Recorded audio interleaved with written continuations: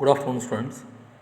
Today we'll discuss about mining frequent patterns, association, and correlations. Under this title, we'll discuss frequent pattern mining with vertical data format and mining close frequent pattern and maximum patterns.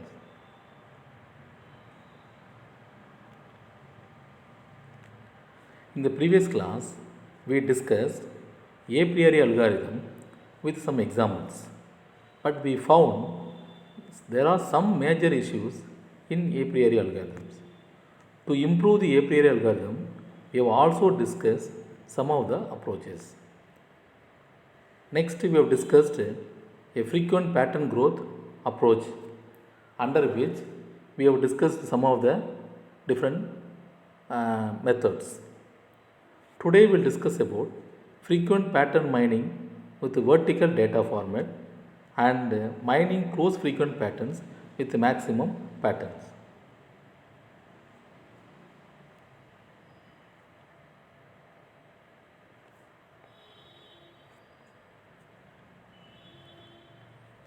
Vertical data format. It is one of the efficient frequent item set mining. It can be called as ECLOT, that is equivalence class transformations algorithms. Normally, we'll take a table like transaction ID and transaction item set. We have number of transaction IDs. In each and every transaction IDs, we have number of items. But in case of vertical data format, we will take in the reverse way. First, we will take items, then we will take corresponding transactions.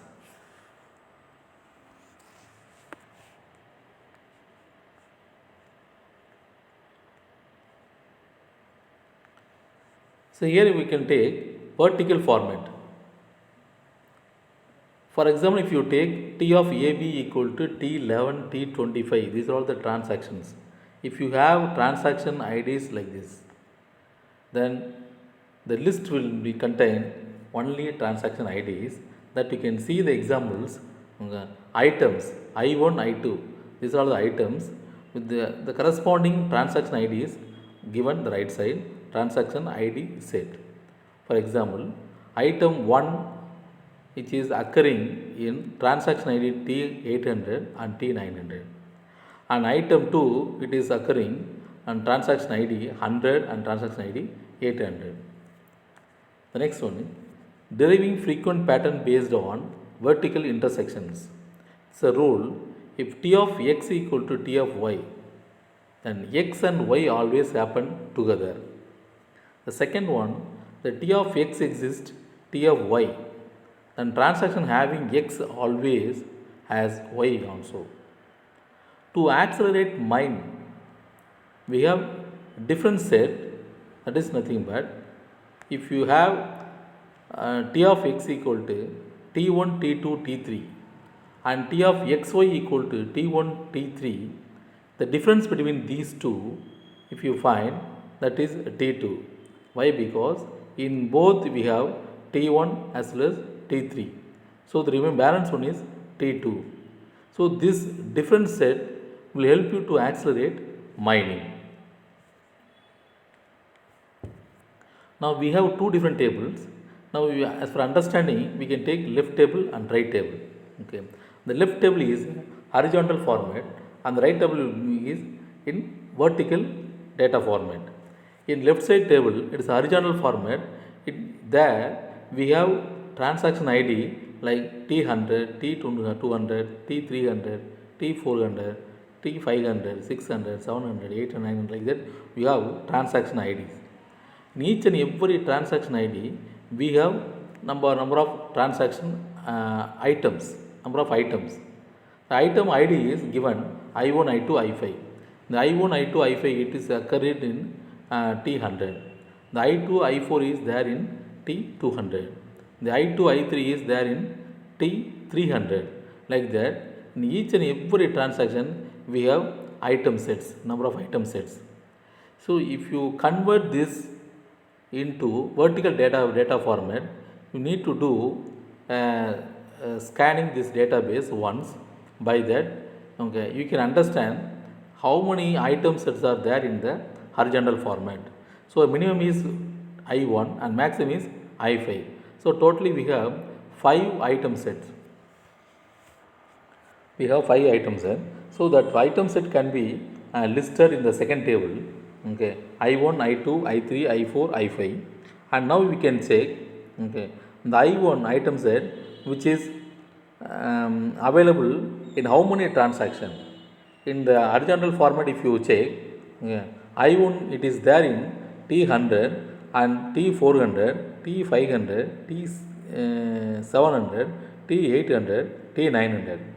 All these transactions can be listed, okay, and put according to the item set in the second table. You can see the second table. I1 it is presented in T100, T400, T500, T700, T800 and T900. Okay. The same way I2's item set, it how many transaction it is there. So you can see T in the second table, vertical table, you can see it is there in T100, T200, T300, T400, T600, T800, T900. You can verify this data with the horizontal format first table. Okay. The same way you can identify all the items at transaction and you can write it according to that in the second table. Now we found the second table, it is in vertical data format. Here we have taken only single item set like I1, I2, I3, I4, I5 like that. Now next stage we will try to combine this item set, can go to two item set like I1, I2, I2, I3, okay, I1, I3, I1, I4, like that we will try to combine these item set, we will make it a two item set. See here the second table, first table, in the left side table, item set I1, I2, I1, I3, I1, I4, I1, I5, I2, I3, I2, I4, I2, I5, I3, I5. Okay. Now, with the first table reference, again you can verify I1, I2 is occurred in which are all the transaction. So, by verify with the help of this first table, horizontal format for a table, you can identify, you can find out the I1, I2 is available in T100, T400, T800, T900. With the horizontal format, the previous slide, which are horizontal format, you can see in the previous table, okay, horizontal format you can refer. With this table, again you can go for I1, I3. I1, I3 it is available in which transaction. You can, with the help of this first horizontal format table, you can find out, you can list out over here. T500, T700, T800, T900 like that. So same way you can find out I1, I4, I1, I5, I2, I3 and so and so. Okay.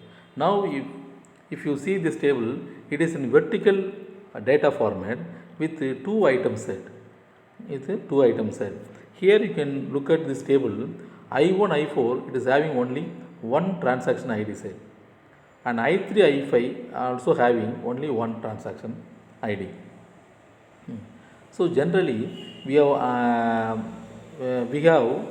minimum set is 2. So the count always must be greater than or equal to 2. So this I1, I4 and I3, I5 will be removed from this table and remaining will be taken care. Okay. And with this available remaining item set, again we will go for 3 item set. It's the next stage. So with this available item set in the left side table, 2 item set vertical data format table, you can go to 3 item set in vertical data format, the right side is given. Here it's I1, I2, I3, I1, I2, I5. Okay. So if you find 3 item set combinations, finally you will get 3 item set 2 combinations like I1, I2, I3 and I1, I2, I5. It is given the right side table. Okay. Now we have to check the I1, I2, I3 which is available and which are all the transaction. So finding those transactions, we can list out accordingly. So I1, I2, I3 three items set which is available in T800 as well as T900. And same way I1, I2, I5 which is available in transaction ID T100 and T800.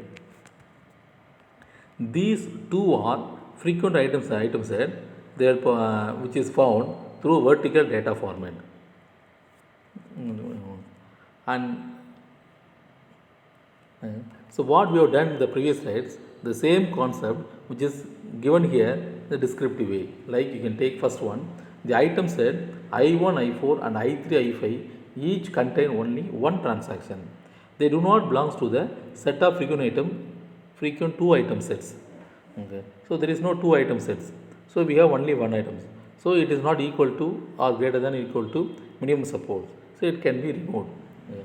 Next step. Based on the a priori property, a given three item set is a candidate three item set only if every one of its two item set subset is frequent.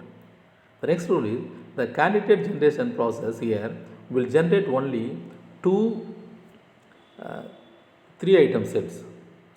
We found in the from the previous process, like they are all I1, I2, I3 and I1, I2, I5. Okay. So with these two item set, again by intersecting these T transaction ID sets of any two corresponding two item set of these candidate three item sets, it derives final table where I1, I2, I3, I1, I2, I5. In both the case, the support count is 2. So it is given in the green color. The next one is mining closed and maximum patterns. Mining closed and maximum patterns, max patterns. The mining closed and max patterns, its recommended methods is to search for closed frequent item set directly during the mining process. This requires us to prune the search space as soon as we can identify the case of closed item set during mining. Pruning strategies include the following. So these are all the important points which is going to be implemented in the following slides. Item merging. If every transaction containing a frequent item set X also contain an item set Y but not any proper superset of Y, we will see. Then X union Y forms a frequent closed item set and there is no need to search for any item set containing X but no Y. Here it is one of the efficient method. It is a lossless comparisons. Here we have item set merging, and the item set merging will be done if Y appears in every occurrence of X, then Y is merged with X. Here we can take the first table. There you have transaction ID like 10, 20, 30, 40, 50. For each and every transaction, we have items like A, C, D, E, F. Okay. For 20, we have A, B, E. For 30, we have C, E, F. For 40, we have A, C, D, F. For 50, we have C, E, F. This is a table which is given. From this table, we have to find out the support count for each and every items given in the particular transaction ID. So we have listed here the second table. For example, A. If you take A is presented 3 times in the first table, okay, and D presented 2 times in this first tables, okay, and F is presented in the four times in the present table. For example, one you can check F if you take transaction ID having F and transaction ID 30 having F, ID 10 having F, 30 having F, 40 having F and 50 also having F. So we have 4 F. So F count is 4. The same way E, it is 4 times it is existing in the first table. So the count will be 4. And for C, it is also available 4 times. So for C, the count is 4. Like that, the support count for each and every items we found over here. And after finding out this count for each and every items, it should be written in ascending order. You can see D, A, F, E, C, it is given like that. Means it is ascending order. Start from 2 and going on 3, 4, 4, 4 like that is coming. So it is in um, ascending order, increasing order. Now you can take the left side, divide search space. Patterns having D. For example, if you search the D in the first table, D is available in two places. It is available for transaction ID 10 as well as transaction ID 40. Okay. So by having this D, if you see the other items, you have for transaction ID 10, you have ACEF.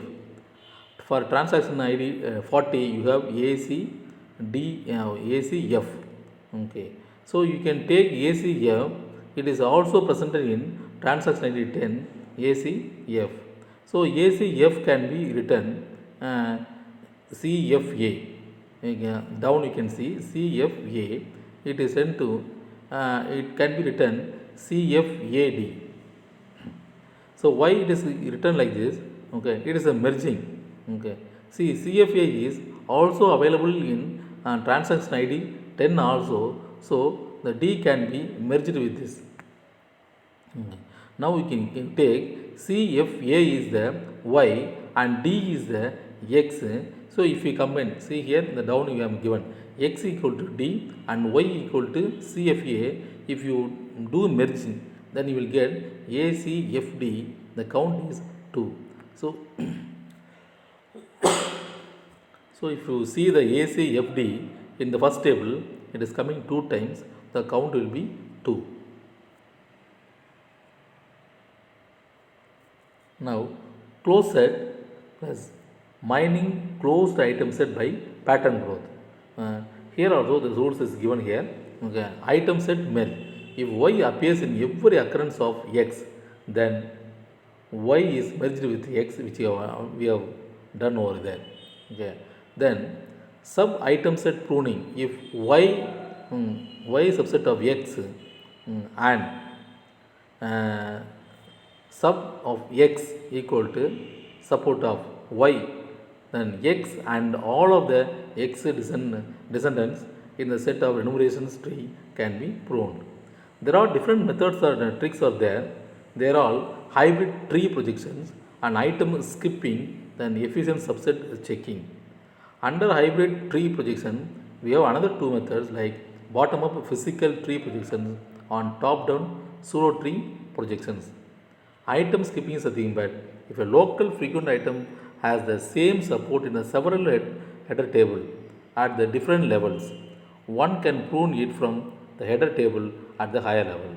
We'll see in the next slide. Now we'll define mining max patterns. The mining max pattern, a pattern X is a max pattern if X is frequent and there exists no frequent super pattern, that is Y exists X. Okay.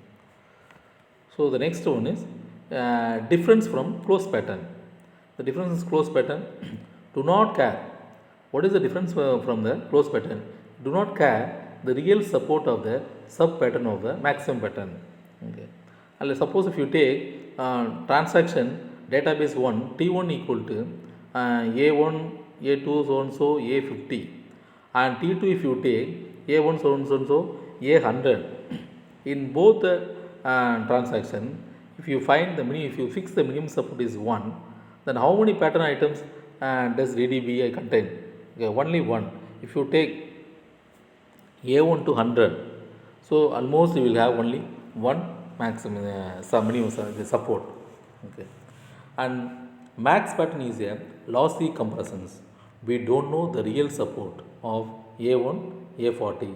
All because of that it is a lossy compression. If we know the real support of this A1 to A40, of course it is a lossless compression. Now we don't know this real support of A1 to A40, so it is a lossy compressions. Thus, because of this, in many applications, mining closed pattern is more desirable for mining max patterns. Now here you can see the max miner mining max pattern. Okay, so the steps is given here. Okay, first scan find frequent items. Right side you can see the table, one small table is given. There you have transaction ID 10, 20, 30 and items A, B, C, D, E. If you look at this table, you can see the minimum, the lower value is A and the maximum value is F. But the minimum support is 2, so minimum 2 times that's where items should occur over here. So if you look at this table, except F, all the items occurring more than 2. So by removing F, you can list all the items. Okay, during first scan we found A, B, C, D, E. Now if you do the second scan, we will combine all these single items into two items. Now we will get AB combination AB, AC, AD, AE. If we combine all these, you will get AB, CD, E. Same way for next combinations BC, BD, BE. If we combine all these, you will get BC, DE. The other next combinations CD, CE, CDE. If you combine CD, CE, you will get CDE. Next one is okay, DE. So in the last two, CD, CE and DE, if you combine these three, you will get CDE. You can look at this one, where we written in blue color A, B, C, D, E, B, C, D, E, C, D, E. All three will be called as potential max patterns. Okay. So if you define all these things, potential max pattern, then at this level we can stop. There is no need to go for okay, further scan. So it is given clear here. Since BCDE is a max pattern, no need to check BCD and BDE and CDE in later scan. So this is nothing but mining max patterns. So now here we have discussed a priori algorithm, improving the efficiency of a priori algorithm, frequent pattern growth approach, and frequent pattern mining with vertical data format also we have found, we have discussed. And another one is mining close frequency pattern, frequent patterns and max pattern also we have discussed. So that's all. So next tomorrow we will discuss some other topics. Thank you.